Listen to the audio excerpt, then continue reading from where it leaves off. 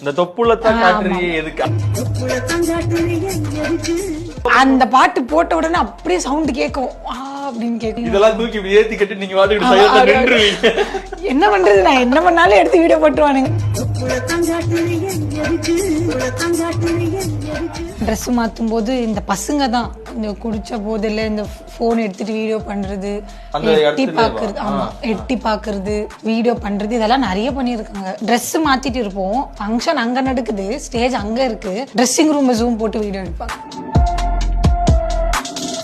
இப்போ வந்து ஒரு ஊரு, அந்த ஊருக்கு நாங்கள் ஸ்பாட்டுக்கு போகிறோன்னா வாஷ்ரூம் கேட்போம், ஒரு வீட்டில் கொடுக்க மாட்டாங்க. நாங்கள் அவுட் சைடு தான் எங்கேயாச்சும் போயிட்டு வரோம். இன்னமும் நாங்கள் வந்து தப்பானவங்க மாதிரியோ இல்லை ஒரு மாதிரி ரொம்ப அது கேவலமாக நடந்துக்கிற மாதிரி இருக்கும். குடிக்க தண்ணி கொடுங்கன்னா தண்ணி இல்லை அப்படின்னு சொல்லுவாங்க. ஏன்னா நிறைய பேர் கேட்பாங்க, இந்த மாதிரி வரீங்களா, ஐட்டம் சாங் கொடுக்குற பண்றீங்களான்னு கேட்பாங்க. ஆனா எனக்கு அதுல இன்ட்ரெஸ்ட் இல்ல. திட்டுனாங்க, 10,000 ரூபாய் சம்பாதிச்சா கூட நிம்மதியா சம்பாதிக்கலாம், சரி நான் விட்டுறேன்னு சொல்லிட்டு வீட்டுக்கு தெரியாம பண்ணிட்டு இருந்தேன். எனக்கு வந்து காசு தேவை.